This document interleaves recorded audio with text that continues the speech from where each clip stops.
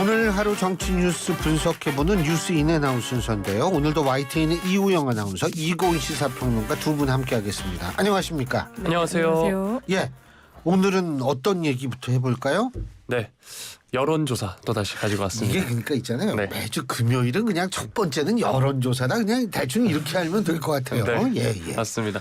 여론조사 돌아왔는데 한국갤럽의 여론조사가 새로 나왔습니다. 예. 한번 살펴볼 텐데 일단 시작 전에 소개해드릴 여론조사 개요 설명해드리고 시작을 하겠습니다.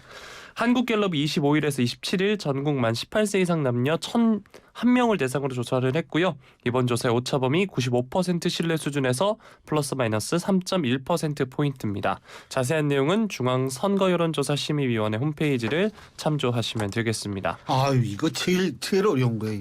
네. 이거 해주셨어. 아유, 감사합니다. 예. 그렇습니다. 윤석열 대통령의 국정 지지율부터 한번 살펴보겠습니다. 네, 윤석열 대통령의 국정 지지율 지난주보다 1%포인트 내린 30%를 기록했습니다. 2주 전에 20%대로 주저앉았다가 지난주에 다시 31%로 30%대로 올랐죠. 근데 아직은 30%대를 유지하고 있는데요. 상대적으로는 부정평가는 지난주보다 3%포인트 오른 63%를 기록을 했습니다. 이 윤 대통령의 직무수행에 대한 긍정평가 이유로 또 여전히 외교 사안에 대한 이유가 21%로 가장 최상위에 올라가 있고요. 또 부정평가 이유도 역시 외교가 38%나 차지하는 등 긍정, 부정 양쪽에 모두 외교가 그 이유로 꼽혔습니다. 지난주에도 말씀드렸지만 이렇게 긍부정 이유가 모두 외교 사안인 상황이 두 달째 계속 이어지고 있는데 이게 또 아직 미국의 국빈 방문 성과에 대한 이 평가는 완전히 또 반영된 것이라 보기는 좀 힘들거든요. 그래서 방미 이후의 성과에 대한 국내 여론 평가가 또 이어지고 있고 또 계속 이어질 텐데 다음 주에 또 지지율에 상당한 반영이 있지 않을까 이렇게 예상이 됩니다. 네, 정당 지지율도 한번 살펴보겠습니다. 네, 정당 지지율은 국민의힘이 32%, 더불어민주당이 38%를 각각 기록을 했는데 국민의힘 지지율은 지난주와 같고요. 또 민주당 지지율은 돈봉투 의혹에도 불구하고 지난주보다 5%포인트 올랐습니다. 또 한편 이 무당층 같은 경우는 27%로 전주보다 4%포인트 줄었고요. 정의당 지지율은 4%였습니다. 이렇게 우리가 지난주 조사에서도 이 정당 지지율로 봤을 때 무당층 그러니까 중도층이 31%로 상당히 높은 점에 대해서 이야기를 나눴었는데요. 이번 주 조사에서도 27%로 뭐 꽤 높은 비중을 차지하고 있습니다.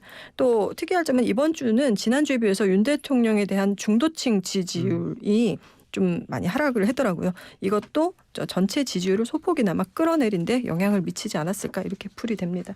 네, 일단 이번 여론조사에 대해서 전반적인 평가 부탁드리겠습니다. 일단은 저는 더불어민주당 지지율이 4%포인트 오르지 않았습니까? 근데 5%포인트. 5%포인트인가요? 예, 5%포인트 오르지 않았습니까? 근데 지난번 여론조사에서 호남 지역에 민주당 지지율이 무려 13%포인트 올랐습니다. 다시 말해서 이 전체적인 거는 4%포인트 빠졌었어요. 지난번에는 민주당 지지율이. 근데 이 호남 지역에서만 13%포인트 상승을 했거든요. 이 얘기는 뭐냐면 민주당 지지자들 중에서 아무래도 민주당이 강세니까요. 호남에서. 그만큼 민주당의 위기를 심각하게 받아들이고 있기 때문에 거기에 따른 결집을 했다. 이렇게 볼 수가 있다라고 제가 말씀을 드렸는데 자 이번에는 그러한 그 결집 현상이 조금 더 전국적 차원에서 두드러지게 나타나지 않았나. 이런 해석이 일단은 가능하다고 저는 생각하고요. 그리고 사실 이 대통령 지지율은 윤 대통령은 순방 징크스라고 얘기할 정도로 외국에 나가면 떨어지거든요. 네. 이게 다른 역대 대통령 중에 이런 경우는 없었어요, 사실은. 근데 이게 이제 이번에도 어김없이 발휘가 됐다라고 볼 수는 있는데, 뭐 좀 더 있으면 아까 이고은 평론가께서도 말씀하셨습니다만 조금 있으면 이제 뭐 좀 이 대통령의 미국 순방의 결과가 합쳐지면 좀 달라질 수 있을 것이다. 그런데 지금까지도 제가 볼 때에는 이게 어느 정도 반영이 됐다라고 저는 보는 게 일단 투자 유치 성과는 있었어요. 그건 분명히 있었지만은 문제는 반도체 관련 해서와 IRA라고 인플레이션 간축법 있지 않습니까? 이것과 관련된 구체적 성과는 없다라는 것이 업계의 재계의 좀 일반적인 견해거든요. 거기에다가 이제 그 NPT 준수의 문서화 이러한 것들이 결국 국민들의 의견에 조금 영향을 미치지 않았나 이런 생각을 좀 하게 되는 거죠. 네. 앞서서 시사평론가 이고은 평론가께서도 말씀해 주셨는데 최근 여론조사 관련 소식 전하면서 무당층 비율 오르고 있다 이런 소식들 자주 전해드리고 또 접했었거든요. 이번 여론조사를 보면 무당층 지지율이 무려 4%포인트 빠졌다 이렇게 전해지고 있는데 이는 어떻게 평가하시나요? 일단 무당층의 비율이 27% 맞죠? 그죠? 네, 27이죠. 27이면은 그 무당층이 움직이는 이 범위 안에 있는 수치예요. 그러니까 최저 27로 빠졌다가 최고 32 정도까지 올라가고 이게 왔다 갔다 하거든요. 한국갤럽이 여태까지 올 들어가지고 쭉 여론조사 통계를 내보면 그건 제가 통계 직접 내봐서 잘 알아요. 근데 네. 27이면 그 범위 안에 포함되어 있는 수치입니다. 그리고 이게 무당층이라고 얘기했을 때 진짜 이 당 저 당 다 싫다 이런 무당층도 있지만 민주당을 지지했다가 나온 무당층도 있고 국민의힘을 지지했다가 나온 무당층도 있거든요. 그런데 지금 이번 여론조사를 볼 때에는 민주당을 지지했다가 무당층으로 나왔던 지지자들 그 무당층이 다시 민주당 지지로 좀 들어갔다. 이것은 민주당의 위기가 상당 부분 좀 이 걱정이 되는 사람들이 그만큼 많기 때문이다. 이런 해석도 가능한 부분이기 때문에 과연 이 소위 말해서 민주당의 지금 현재 돈봉투 의혹이라든지 이런 것들이 앞으로 어떻게 전개되는지 이거를 좀 더 지켜보면 지금 일단 가세한 무당층이 다시 나오느냐 안 나오느냐를 좀 알 수 있을 것 같아요. 예. 지지율이 올라서 결집을 하는 거일 수도 있지만 그만큼 위기가 심화됐다 이런 시그널일 그렇죠. 수도 있겠네요. 위기가 심화됐기 때문에 결집을 한다라고 볼 수도 있는 측면이 있다는 거죠. 예. 네. 여론조사 소식 이렇게 살펴봤고요. 다음으로는 이제 국빈 방문 관련 소식 전해보도록 하겠습니다. 일단 우리와 미국의 정상회담 이후 공동 성명에 대해서 중국 측의 반응이 나왔다는 소식 먼저 전해드리겠습니다. 네, 일단 그 한미 양국 정상이 이 미국 워싱턴 DC 현지 시간 26일에 발표된 한미 동맹 70주년 기념 한미 정상 공동 성명에서 양 정상은 영내 안보와 번영의 필수 요소로서 대만 해협의 평화와 안정 유지의 중요성을 재확인했다 이렇게 밝혔고요. 또 양 정상은 불법적인 해상 영유권 주장, 매립 지역의 군사화 및 강압적 행위를 포함해서 인도 태평양에서의 그 어떤 일방적 현상 변경 시도에도 강력히 반대한다 이렇게 명시를 한 바가 있습니다. 여기에 대해서 중국이 외교 채널을 통해서 공식 항의를 했는데요.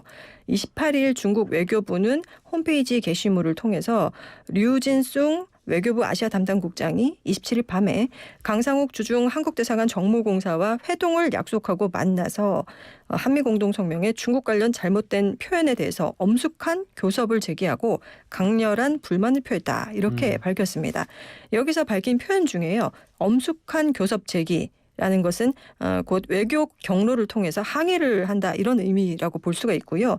또 회동을 약속하고 만났다라는 의미가 중국어로 이제 외젠이라고 표현하던데 이게 중국 외교부가 중국 주재 타국 외교관을 외교부로 부르거나 별도의 장소에서 만나서 항의를 전달하는 그런 의미의 외교 용어라고 합니다. 우리나라 뭐 한국 외교 용어로도 이제 초치라는 단어도 많이 쓰는데 유사하다고 볼 수가 있습니다. 이번 이 한미 공동 성명은요. 대만과 남중국해 등과 관련해서 사실상 중국을 강도 높게 견제하는 내용을 담기는 했지만 중국을 실명으로 거론하지는 않았거든요. 그래서 중국도 그 점을 감안해서 일단 공식적 항의의 수위를 나름대로 조절한 것으로 풀이가 됩니다. 자, 한미 정상회담 이후 두 정상이 공동 성명에서 타이완 문제를 거론했다. 그리고 이를 두고 중국이 또다시 반발하는 모양새인데요. 잘못되고 위험한 길로 가지 말라 이렇게 경고한 바도 있는데 중국의 속내는 뭘까요? 이거는 이건 제 의견뿐만이 아니고 대부분의 전문가들도 공감하는 부분인데 이 정도의 중국의 얘기는 극단적인 반발로 볼 수가 없다라는 겁니다. 다시 말해서 특히 이제 양국 공동성명에서 중국에 대한 직접적인 이름의 거명은 사실상 없었거든요. 그렇기 때문에 중국이 이게 상당히 반발한다 이렇게 보지 않는 것이 좀 타당할 것 같고 네. 중국이 또 이렇게 좀 어느 정도 수위를 조절하면서 발언하는 이유는 지난번 워싱턴 선언 이런 것에 있어서도 중국의 입장에서 볼 때에는 뭐 우리는 사실상의 핵 공유라고 얘기하지만 중국은 뭐 이 정도는 예상했다라는 식으로 네. 나올 수도 있는 부분이라는 거죠. 참고적으로 에드 케이건 백악관 국가안보회의 NSC라고 그러죠. National Security Council. 여기에서 여기 동아시아 오세아니아 담당 선임국장은 한국 정부가 워싱턴 선언을 사실상 핵 공유라고 설명하는데 동의하느냐. 우리나라 기자들이 이렇게 물으니까 직설적으로 말하겠다. 우리는 사실상의 핵 공유라고 보지 않는다. 이렇게 반박을 했단 말이에요. 그렇기 때문에 실제적으로 중국은 사실 이 워딩이라든지 여러 가지 이걸 보면은 중국 정부도 뭐 그렇게 반발하고 이걸 극단적인 반응을 할 이유는 없다라고 생각했을 가능성이 있죠. 그렇기 때문에 제가 볼 때에는 이 정도면 뭐 좀 보편적인 생각이다. 이렇게 보는 것이 맞는 것 같습니다. 네. 중국에 대한 반응 소식 전해드렸고요. 다음엔 이제 국내 정치권에 대한 이야기 해보겠습니다. 일단 민주당 반응을 제가 먼저 소개를 해드릴 텐데 민주당에서는 우려했던 대로 퍼주기 외교 시즌2로 끝나고 말았다. 호갱 외교다 이런 비판이 오늘 오전 최고위원 회의 이후 나왔고요. 또 우리 산업과 기업을 지켜내지 못한 점, 도청 의혹과 관련해서 사과를 받지 못한 점, 우크라이나, 대만 문제도 큰 불신을 남겼다. 그리고 핵 주권 관련해서도 비판을 내놨습니다. 이에 대해서 이제 국민의힘이 방어 그리고 역공하는 모양새인데 국민의힘은 어떤 발언들을 내놨나요? 네, 윤석열 대통령 국빈 방미에 대해 더불어민주당이 저자세 외교다, 빈손 외교다 이런 공세에 나선 데 대해서 국민의힘은 이 문재인 정부 시절의 외교 실패 사례를 부각하면서 역공을 펼치고 있습니다. 윤재욱 원내대표는 민주당에 대해서 아무것도 주지 않으면서 100%를 다 달라는 것은 어린아이가 떼를 쓰는 것과 다름없다. 민주당과 기타 비판자들은 유아적 사고에서 벗어나시길 바란다. 이렇게 쏘아붙이는가 하면요. 또 문재인 정부 5년의 외교 성과에 대해서 북핵 위기 심화, 한미 동맹 완화, 한일 관계 파탄, 친중 사대주의 심화, 러시아 전투기의 영공 침범밖에 없다. 이렇게 강경하게 비판을 했습니다. 강민국 수석 대변인도요. 문재인 정권 5년간 북한 바라기와 중국몽에 빠져 한미동맹을 위태롭게 하고 지금의 안보위기를 자초한 민주당이 이런 말을 할 자격이 있느냐 이렇게 꼬집었습니다. 한편 또 한미 정상회담 결과로 나온 워싱턴 선언에 대한 이 호평도 잇따랐는데요. 이 국회 외교통일위원회 여당 간사인 신원식 의원 미국이 가장 귀한 수단인 핵까지 대한민국과 공유하겠다는 것은 미국이 뉴욕의 안전을 위해서 서울을 희생시키지 않겠다는 가장 확실한 메시지다라고 하면서 의미를 부여했고요. 또 화제가 되기도 했었는데 윤 대통령이 영어로 진행했던 그 미국 상하원 합동회의 연설이 있었잖아요. 여기에 대한 뭐 찬사도 굉장히 많이 쏟아냈습니다. 네, 저도 어제 이제 새벽에 회사에 남아서 이 소식을 전해드렸거든요. 생방송 연설. 잠은 좀 잤어요? 네. 잘 자고. 그게 중요해요. 잠은 보약입니다. 네. 잘 자고 왔는데 앞서서 평론가께서 얘기해 주셨지만 그 당 내에서는 영어를 참 잘하시더라 이런 평가도 있었는데 윤석열 대통령의 이번 영어 연설 어떻게 보셨나요? 물론 이제 영어도 영어지만 이게 웃으면 안 되는데 영어도 영어지만 가장 중요한 건 이제 가치 외교. 그거는 사실 윤석열 정부가 일관되게 저는 구사하고 있는 외교라고 봅니다. 가치 외교를 분명히 했다. 프리덤, 자유라는 단어가 수없이 등장한 거. 이건 가치 외교를 분명히 했다는 거거든요. 네. 두 번째는 북한에 대한 확실한 워닝을 이 경고를 줬다. 더군다나 북한의 인권 문제, 북한이 제일 싫어하는 인권 문제를 공개적으로 거론했다. 그렇기 때문에 대북 강경 노선을 다시 한번 확인할 수 있는 그런 연설이었다. 세 번째, 신블록화에서의 우리의 위치를 확실히 청명한 그런 연설이었다. 왜?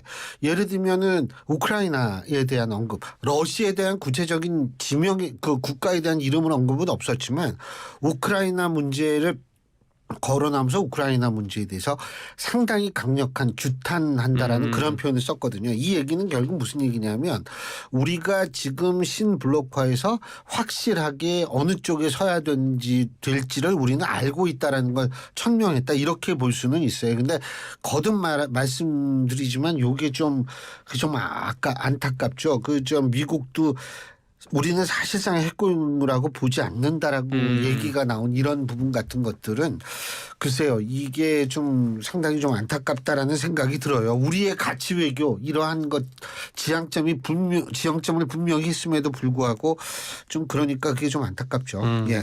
네, 알겠습니다. 이제 다음 소식으로 넘어가 보도록 할 텐데요.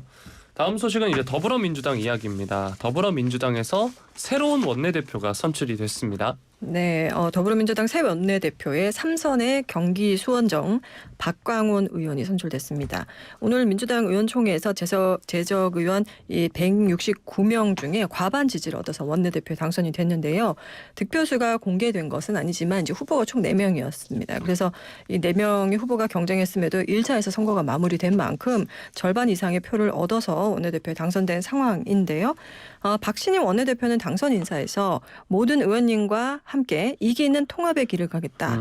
담대한 변화와 견고한 통합을 반드시 이뤄내도록 하겠다. 이렇게 밝혔고요. 또 윤석열 정부 정책에는 사람이 없다 하면서 지금이라도 국정 운영의 기조를 사람 중심으로 전환한 것을 촉구한다. 독선, 독단, 독주의 국정 운영을 폐기하시기를 바란다. 이렇게 강조를 했습니다. 이어서 또 여권에 대해서도 50억 클럽 특검법과 김건희 여사 특검법을 겸허하게 수용하기를 바란다면서 그래야 국민과 함께 가고 국민과 협치할 수 있다. 이렇게 덧붙이게 됐습니다. 이 박광훈 신임 원내대표 어떤 인물이냐? 이 이명박 전 대통령 시절에 이제 MBC 보도국장을 지냈었고요. 또 우선 이낙연 또 대표 시절에 당 요직이었던 사무총장을 지내고 지난 대선 경선에서도 이낙연 전 대표를 돕는 등 이낙연계로 꼽힙니다. 이 때문에 이제 비명계 인사로 분류되면서 또 친낙계로 분류될 수가 있기도 한데 우선 이제 그 당내의 평판은 계파를 떠나서 좀 합리적인 성격이다. 그리고 차분하고 온화한 성품이다. 뭐 이런 평가가 나옵니다. 그래서 현재 민주당이 친명계와 비명계로 좀 갈라져 있는 이런 상황에서 당의 결속 그리고 총선 승리를 이끌기 위한 적임자라는 어떤 그런 판단들이 작용했지 않았겠느냐 이런 해석이 가능한데 그럼에도 불구하고 당내에서는 또 강골 기질도 있다. 이런 평가를 받고도 있다고 해요. 검수완박 입법 당시에 법제사법위원장으로서 법안을 일사천리로 강행 처리한 전력도 있습니다. 나머지 후보가 이제 홍익표, 박범계, 김두관 의원이었는데 이들을 친명계로 분류할 수 있는 만큼 이 친명계 원내대표가 선출되는 데 대한 당내에 어느 정도 경계 움직임이 좀 있지 않았겠는가 이런 그 해석도 있을 수 있고요. 또 후보 등록 마감 직전에 비명계인 이원욱 의원이 불출마를 선언함에 따라서 비명계 표가 결집된 측면도 있는 것 같습니다. 네, 자 친낙계 의원이다. 박광훈 신임 원내대표에 대한 평가가 나오고 있는데 친명계 중심 지도부에서 계파 균형을 잡는 데도 역할을 할 것이다. 이런 전망도 나오고 있습니다. 박광훈 원내대표를 선출한 민주당 의원들의 민의는 어떻게 보시나요? 일단은 뭐 총선을 앞둔 시점에서 다목적 의미를 가지고 있다. 이렇게 볼 수가 있죠. 다시 말해서 지금 의원들의 가장 중요한 관심사는 총선에서 살아 돌아오는 겁니다. 그런데 이 총선에서 살아 돌아오는데 현재와 같은 친명 1세기 지도부로서는 총선 치르기가 어렵다 이렇게 판단했을 수가 있고요. 그렇기 때문에 개파색이 좀 옅은 의원들이 훨씬 더 많은데 이 의원들은 박광원 신임 원내대표를 선택했을 가능성이 있다 이렇게 볼 수 있고 두 번째. 이재명 대표의 사법 리스크가 이게 지금 뭐 없어진 게 아니잖아요. 네. 이거는 거의 상수다라고 얘기할 수 있을 정도로 이제 상당히 이 정치권에 항상 존재하는 문제가 돼버렸는데 여기에 대비하기 위해서라도 비명 원내대표가 만일의 사태에 대비하는 것이 좋을 것이다라는 판단을 했을 수도 있습니다. 그리고 또 한 가지는 뭐냐면 우리나라 이 선거판에서는요 대부분 비대위 체제 하에서 치러지는 게 많아요. 거의 상당수거든요. 그러면은 이재명 대표가 언제 소위 말하는 질서 있는 퇴진 그 이후에는 어떻게 됐든 그 소위 말해서 비대위가 결성될 확률이 높은데 그 비대위가 결성될 때까지는 원내대표가 이 대표직 수행을 네. 하게 되거든요. 이렇게 되면 아무래도 조금 합리적인 이미지를 갖고 있는 인물이 이 전면에 나가는 것이 좋다 이렇게 생각했을 수가 있죠. 그래서 그런 것들이 복합적으로 작용을 해서 결국은 박광훈 신임 원내대표가 탄생하지 않았나 이런 생각을 하죠. 네. 박광훈 신임 원내대표에 대한 민주당 의원들의 문의 이렇게 이야기를 해드렸고요. 자, 다음 소식으로 넘어가 보도록 하겠습니다. 또다시 민주당 소식인데 2021년 전당대회 돈봉투 의혹 관련 소식입니다. 이 사태 핵심 인물이라 할 수 있는 이정근 전 민주당 사무부총장이 자신의 녹취가 계속해서 공개되는 것과 관련해 검사와 JTBC 기자를 고소했다는 소식입니다. 네, 법무법인 더펌이 오늘 이 전 사무부총장이 서울중앙지검 반부패 수사 2부 소속 검사에 대해서 공무상 비밀 누설죄로 그리고 JTBC 보도국장과 기자들에 대해서는 개인정보보호법 위반으로 고소장을 접수했다고 밝혔습니다. 이 더펌 측은 보도자료를 통해서요. 검찰은 작년 8월 압수수색과 임의 제출을 통해 입수한 이정근 씨의 휴대전화 4대에 저장된 3만 건 이상 통화 녹음 파일을 수집해서 증거로 보관했는데 이 성명불상의 검사가 JTBC 기자들에게 공무상 비밀인 녹음 파일 중 일부를 임의로 제공해서 일반에 공개되게 했다라고 주장을 하면서 방대한 분량의 파일 중 특정 파일을 가려내는 일은 현실적으로 검찰만이 가능하다. JTBC가 돈봉투 사건 관련 특정 파일을 공개한 것은 이를 검사로부터 제공받지 않는 한 불가능하다라고 말을 했습니다. 그러면서 이런 이 녹취 파일을 공개하는 것이 수사 진행 상황을 언론에 유출해서 피해자들에 대한 비난 여론을 조성하려는 의도라면서 피해 사실을 공표에 해당한다 이렇게 지적을 했고요. 기자들에 대해서도 범죄 행위로 제공된 자료를 얻어서 녹음 파일을 이 씨의 동의 없이 보도해서 개인정보를 누설했다 이렇게 주장했습니다. 네, 이렇게 고소까지 이어진 상황인데 이런 상황 지금 어떻게 보시나요? 예, 그 전에 제가 방금 들은 소식 하나만 말씀드리겠습니다. 일본 정부가 우리나라를 다시 화이트 리스트에 재지정했다는 소식이 방금 전해졌습니다. 네. 이거 문제는 뭐냐면 녹취 소스가 검찰이나 이 부분인데 이 지금 법조인들 우리 프로에 나오시는 법조인들도 검찰이 스스로의 입지를 줄이는 행동을 했을까 여기에 대해서 의문을 많이 갖고 있기 때문에 수사를 해가지고 반드시 밝혀져야겠죠. 검찰이라면 이건 문제 심각해집니다. 예. 네. 자, 다음 소식으로 넘어가도록 하겠습니다. 예, 네. 오늘은 네. 여기까지만 하라고 우리 제작진이 네. 얘기를 하니까 오늘 말씀 여기까지만 듣고요. 자, 다음 주에 또 뵙죠. 오늘 두 분 말씀 잘 들었습니다. 고맙습니다. 네, 고맙습니다. 고맙습니다.